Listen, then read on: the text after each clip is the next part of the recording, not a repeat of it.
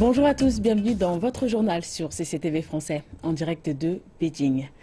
Et nous débutons cette édition avec la crise syrienne. Alors que le conflit en Syrie s'intensifie une fois encore, des milliers de réfugiés fuient les zones de guerre du pays pour chercher plus de sécurité à la frontière turque. Mais le président turc Recep Tayyip Erdogan estime que le rôle de son pays dans l'accueil des réfugiés est disproportionné par rapport à l'Occident. Il a également critiqué les États-Unis pour leur soutien au groupe kurde syrien. Plus de détails. Cette question devient véritablement un point crucial des relations entre la Turquie et les États-Unis, qui a critiqué l'Union européenne de ne pas faire assez. Le président turc indique que Washington est responsable de la mer de sang en Syrie et pour son ignorance à l'égard des autres groupes terroristes opérant en Syrie, autres que le groupe État islamique. Washington a longtemps soutenu le PYD, un groupe militant syrien kurde. Mais les combats menés contre Daesh ont connu des résultats fructueux, en particulier dans le nord du pays. Dans le même temps, Ankara considère cela comme une branche du groupe terroriste PKK avec lequel la guerre civile dure depuis déjà 30 ans. Et la Turquie doit également gérer l'arrivée de milliers de réfugiés qui se massent à sa frontière suite à l'intensification des frappes aériennes russes sur la ville d'Alep. La Turquie contribue par ailleurs à apporter une assistance médicale. Les Nations Unies et l'Union européenne ont pressé la Turquie d'ouvrir ses frontières à ces réfugiés et l'on parle de dizaines de milliers de personnes. L'Union européenne a aussi exhorté la Turquie de ne pas laisser ces réfugiés atteindre l'UE. Situation complexe pour la Turquie qui a déjà accueilli 2,5 millions de réfugiés syriens pour un coût de 10 milliards de dollars et qui critique l'Union européenne de ne pas en faire suffisamment. Jusqu'à présent, nous avons reçu 3 millions d'Irakiens et de Syriens. Et qu'ont reçu les autres? Quel pays a reçu quoi? 300 personnes? 500 personnes? 1000 personnes? Vous, les Nations Unies, ne nous avez fourni que 455 millions de dollars. Mais nos dépenses s'élèvent à environ 10 milliards de dollars. Ce sont les forces d'Assad qui, aidées par les frappes aériennes russes, continuent de se déployer dans et aux abords d'Alep. Beaucoup disent que ce n'est qu'une question de temps pour que la Turquie ouvre ses portes. Et selon l'Observatoire syrien des droits de l'homme, pas moins de 500 personnes auraient été tuées dans le pays depuis que l'armée syrienne a lancé une offensive d'envergure dans le nord de la province d'Alep. On dit aussi que 89 civils figureraient parmi ceux qui ont été tués depuis le début du mois. L'armée syrienne a aussi capturé des villes clés de la province, auparavant aux mains des rebelles soutenus par la Turquie. Un jour plus tôt, un officiel du gouvernement syrien a déclaré que le but de l'armée était de libérer les zones détenues par les terroristes depuis 3 ans et de contrôler la frontière avec la Turquie. La Russie a quant à elle rejeté les accusations de la part des États-Unis qui prétendent que les bombardements russes ont forcé des réfugiés à quitter la Syrie. Les opérations par les forces aériennes russes ont débuté en Syrie à la demande de la présidence syrienne à l'automne 2015. Des dizaines de milliers de réfugiés sont arrivés en Europe un an plus tôt et ont continué à arriver durant l'année. La porte-parole du ministère russe des Affaires étrangères a attaqué les critiques et a qualifié ce blâme de désinformation absolue du plus bas niveau. Elle a ajouté que les bombardements en Syrie poussaient les réfugiés vers l'Europe, disant que c'est l'Occident qui alimentait le problème. Le ministre russe des Affaires étrangères, Sergei Lavrov, et son homologue américain John Kerry doivent présider une rencontre de 17 pays à Munich jeudi. Ils tenteront alors de relancer les pourparlers de Genève. Mais les frustrations des Américains au sujet des opérations militaires russes en soutien au gouvernement de Bachar al-Assad continuent de grandir alors que les craintes sur la possibilité que l'opposition refuse de participer aux pourparlers de paix parrainés par l'ONU augmentent. Tout cela dans un contexte où les villes qu'elle contrôle sont assiégées. Le secrétaire général de l'OTAN, Jens Stoltenberg, a déclaré qu'il prévoyait l'approbation par les ministres de la Défense des pays membres du renforcement de la présence de l'organisation en Europe de l'Est. Il s'exprimait mercredi lors de la réunion des ministres de la Défense de l'OTAN à Bruxelles. Je m'attends à ce que les ministres de la Défense acceptent d'accroître notre présence avancée dans la partie Est de notre alliance. Cela enverra un signal clair. L'OTAN répondra unie à toute agression contre l'un de ses membres. Nous avons déjà renforcé significativement notre présence et le niveau de préparation de nos forces. Nous avons également engagé les actifs dont nous avons besoin pour la surveillance de l'air, les patrouilles maritimes et les manœuvres militaires. Le ministre russe des Affaires étrangères a lui qualifié les plans de l'OTAN de facteurs de déstabilisation destinés à contenir la Russie et de plus grand renforcement de l'OTAN en Europe de l'Est depuis la guerre froide. Mais pour l'alliance militaire occidentale, il s'agit de renforcer les défenses sur son flanc Est, sans pour autant provoquer le Kremlin avec de larges forces permanentes. Le ministre français des Affaires étrangères, Laurent Fabius, a reçu une ovation de la part de ses collègues parlementaires quelques heures seulement après avoir annoncé qu'il va quitter les fonctions qu'il a occupées pendant près de 4 ans. Fabius a joué un rôle central dans l'adoption d'un traité multipartite qui visait à limiter les activités nucléaires de l'Iran. Il a aussi travaillé à la rédaction d'un accord sur les changements climatiques. Il a aussi été choisi par le président français François Hollande pour diriger le Conseil constitutionnel du pays. Plusieurs analystes croient que cette décision fait partie d'un remaniement ministériel que le président Hollande va annoncer dans les prochains jours pour dynamiser son équipe en vue des élections présidentielles de 2017. Les entreprises sud-coréennes se préparent à se retirer d'une zone industrielle gérée conjointement en République populaire démocratique de Corée. Séoul a pris la décision de suspendre sa présence pour punir son voisin du Nord après son récent essai nucléaire et le lancement d'une fusée dimanche. Des centaines de véhicules, dont un nombre important de camions vides, ont commencé à faire la queue dès l'aube à la frontière pour accéder au complexe de Kaohsiung et rapporter les équipes et autres équipements. L'annonce de mercredi de fermer Kaohsiung en a pris beaucoup par surprise. La Corée du Sud avait précédemment autorisé que le parc industriel situé à 10 km de la frontière demeure ouvert en dépit de sérieuses provocations. Séoul a défendu ce qu'il qualifie de décision inévitable. Il a précisé que la RPDC avait utilisé les millions de dollars engrangés de Kaohsiung pour financer ses programmes d'armement nucléaire et de missiles balistiques. Et le Japon a déclaré qu'il allait imposer des sanctions contre la République populaire démocratique de Corée en réponse au récent lancement d'une fusée par Pyongyang. Parmi les sanctions figure l'interdiction imposée aux Nord-Coréens de se rendre au Japon et la mise en place d'un plafond pour le transfert d'argent vers la RPDC. Nous avons pris ces mesures car nous estimons qu'elles sont les seules capables de produire des effets positifs sur la RPDC. Nous espérons que l'action décisive du Japon ouvrira la voie à l'adoption rapide d'une résolution par le Conseil de sécurité des Nations Unies. L'interdiction d'entrée sur le territoire japonais concernait également la communauté des Japonais d'origine coréenne dont les membres les plus âgés entretiennent toujours des liens avec Pyongyang. Les mesures prises restaurent ainsi les interdictions qui avaient été prises avant la levée partielle des sanctions par le gouvernement japonais en 2014. L'Organisation mondiale de la santé a conseillé aux femmes, dans les zones où le virus Zika est répandu, de se protéger, particulièrement pendant la grossesse, en se protégeant des moustiques et en ayant des rapports sexuels protégés.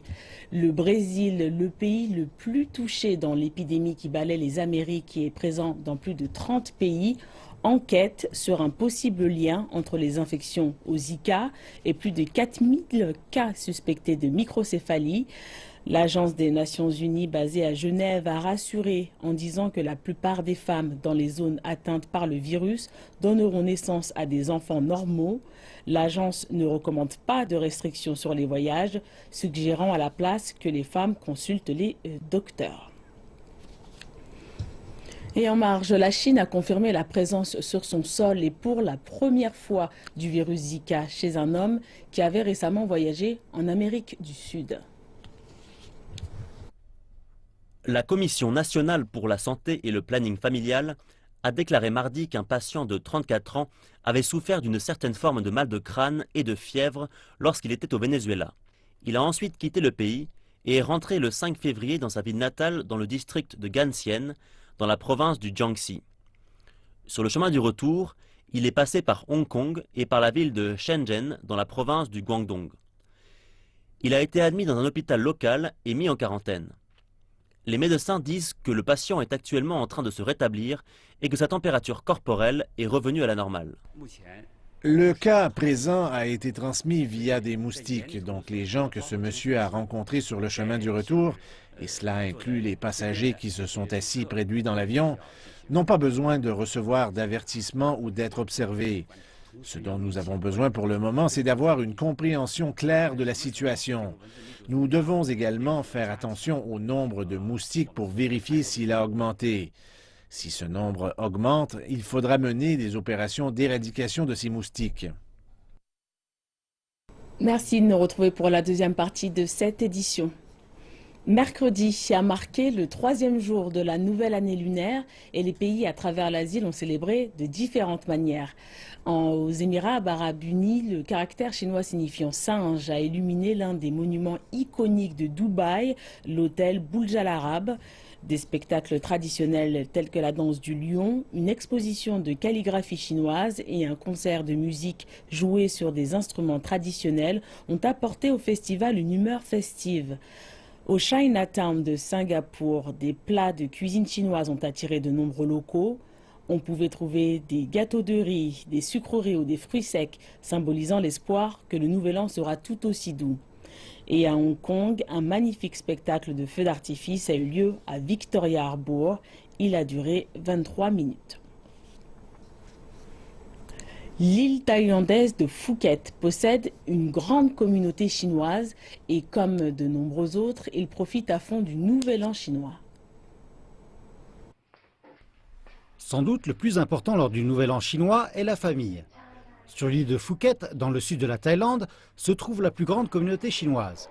Nombre de ses membres appartiennent à la 3e ou à la 4e génération thaïlandaise, mais leur culture chinoise et leurs croyances demeurent fortes.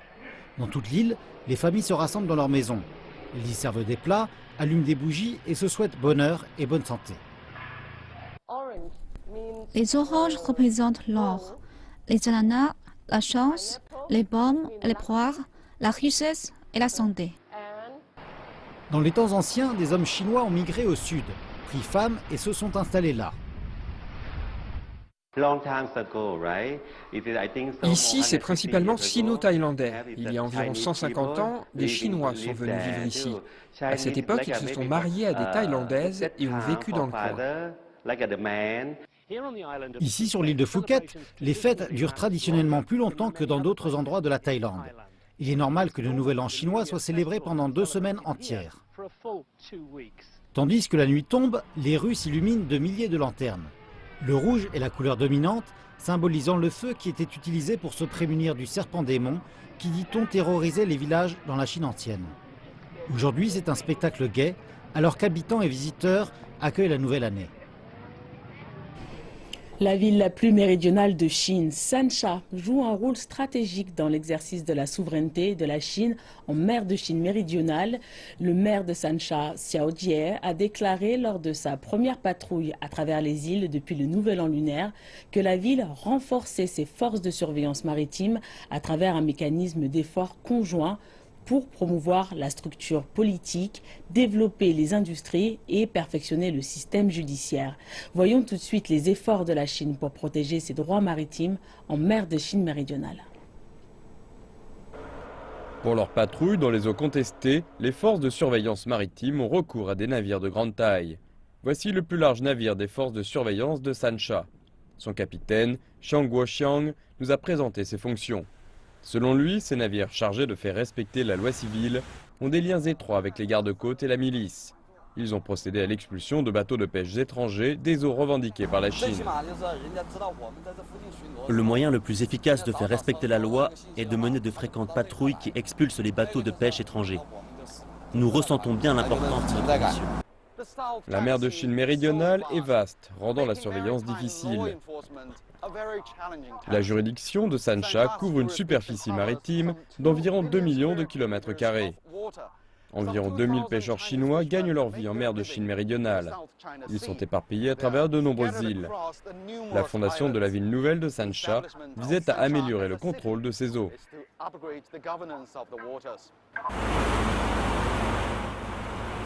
Au second jour de la nouvelle année lunaire, le maire de Sansha, Xiao Jie, a rendu visite aux gardes-côtes sur l'une des îles de Shisha. Il a encouragé les soldats à mener leur tâche à bien. Certaines îles peuvent uniquement être atteintes par bateau. Nous nous dirigeons vers l'île de Jinqing, le siège du groupe d'îles de Yongle-Ashisha. Le transport est un point faible entre les îles de mer de Chine méridionale, rendant la surveillance difficile. Sancha possède un mécanisme d'application de la loi de niveau 3. La milice doit découvrir et rapporter les infractions étrangères, effectuer des patrouilles de surveillance et soutenir les gardes-côtes. Les pêcheurs conviennent que la surveillance est cruciale. J'ai des amis qui ont été arrêtés et détenus par le gouvernement philippin alors qu'ils étaient en train de pêcher. Sans des mesures pour faire respecter la loi, les navires étrangers viendraient et nous chasseraient d'ici. Young Jun estime que le gouvernement améliore la vie des pêcheurs.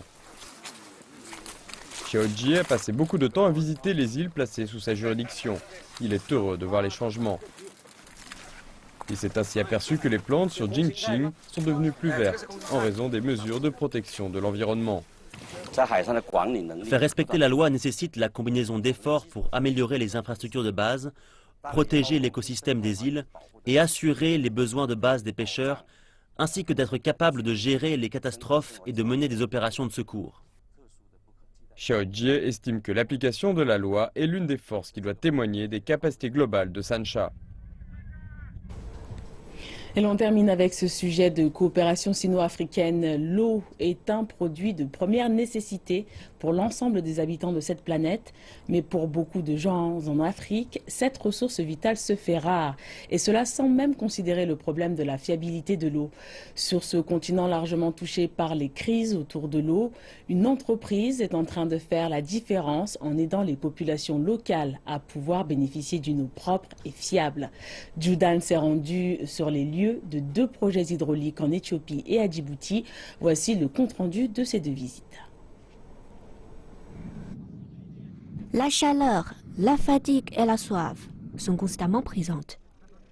Pour Ahmed, la récompense après 2 heures de marche, c'est de l'eau. Comme tous les nomades vivant à Djibouti, Ahmed se déplace là où il est certain de trouver de l'eau. Une bonne quantité lui permet de tenir près de 2 jours. Et seulement s'il prête une attention à la moindre ration. Et parfois, après de longues recherches, il n'a pas la garantie de trouver le précieux liquide. Là, il nous faut un guetteur. Là, je deviens le guetteur. Je viens ici, je regarde s'il y a de l'eau dans le puits. S'il n'y a pas de l'eau, je repars à la maison et je dis aujourd'hui, il n'y a pas de l'eau. C'est pas la peine qu'on marche. Malgré ses diplômes, Ahmed passe ses journées entières à rechercher des sources d'eau propre. Normalement, dans ma famille, je suis la seule personne qui a un niveau d'études supérieur. Et là, le problème, je ne peux pas me déplacer pour chercher un travail, alors que j'ai une tâche. J'ai une tâche quotidienne. C'est-à-dire, mon tâche quotidienne, c'est de trouver de l'eau pour ma famille. Ça, déjà, j'ai une tâche. Alors que je ne peux pas faire 2 tâches en même temps. Le pays d'Ahmed, Djibouti, est une petite terre africaine faisant face à des pénuries d'eau chroniques. Une simple goutte est précieuse. 75% des ressources hydrauliques du pays proviennent du sous-sol.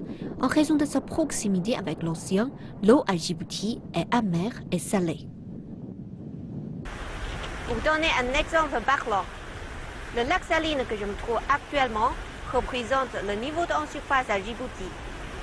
Il contient près de 34% de sel, soit 10 fois plus élevé que la donneur en sel moyenne des océans à l'échelle globale. Cependant, la désalinisation n'est pas une solution abordable pour Djibouti. Mais heureusement, le destin d'Ahmed et des autres habitants de Djibouti sera bientôt changé. Voici l'un des 28 puits qui supporteront le prochain projet hydraulique. Il apportera de l'eau propre et fiable le long des rayons situant entre l'Éthiopie et Djibouti. Lu Zhengda est le chef de ce projet hydraulique qui bénéficiera à près de 82% de l'ensemble de la population de Djibouti. Nous avons commencé la construction il y a maintenant 6 mois. Ce projet hydraulique transfrontalier est le plus important du genre sur tout le continent africain. La qualité de l'eau de cette zone a été testée et elle atteint les standards fixés par l'OMS en matière d'eau potable. Le tracé total du pipeline s'étendra sur près de 360 km. Et sur 60 km, les constructeurs devront ouvrir la voie à travers des roches hostiles. Au fur et à mesure de notre périple le long de la route du tracé, l'environnement devient peu à peu toujours plus inhospitalier. Parfois, nous avons été contraints d'arrêter le tournage en raison de vents violents et de tempêtes de sable. Seyoum est un consultant éthiopien travaillant dans l'industrie depuis plus de 2 décennies. Son travail consiste à inspecter l'avancée du nouveau projet. Au cours des 6 derniers mois, l'entreprise chinoise s'est pleinement engagée dans le projet au cœur de cette région. Vous pouvez constater les conditions désertiques très rigoureuses de cette zone. Malgré toutes ces circonstances, ils tentent constamment de passer outre ces difficultés pour mener à bien le projet. En travaillant avec cette entreprise chinoise, je peux dire qu'ils réalisent un travail parfait. À quelques centaines de kilomètres d'ici, à Addis Abeba, la capitale de l'Éthiopie, Aster Molla profite des bienfaits apportés par l'un des projets hydrauliques déjà terminés. Grâce à ce projet, nous pouvons enfin boire une eau propre et saine. Avant cela, nous ne buvions jamais de l'eau du robinet, nous achetions de l'eau en bouteille. Aujourd'hui, nous pouvons non seulement la boire, mais aussi l'utiliser pour faire la cuisine. Avec cette eau, nous pouvons nous laver et faire plein d'autres choses en toute confiance. Ce projet construit autour de puits profonds a bénéficié à près de 700 000 habitants comme Aster. Les ressources d'eau en Éthiopie sont abondantes. Le problème et la limite rencontrée résident dans l'utilisation de ces ressources. Notre entreprise est venue pour la première fois en Éthiopie il y a déjà 10 ans. Nous les avons aidés depuis à construire plusieurs usines d'approvisionnement d'eau. La station de pompage est justement utilisée pour ce type de projet d'eau en profondeur, qui à terme pourra satisfaire près de 20% des besoins quotidiens en eau propre de la capitale. La demande croissante d'eau potable a fait surgir un autre problème, celui du traitement des eaux usées. Pour le moment, les eaux usées sont directement déversées dans les rivières, ce qui représente un sérieux problème environnemental. La première usine de traitement des eaux du pays est en cours de construction. Les travaux seront terminés à la fin de l'année prochaine.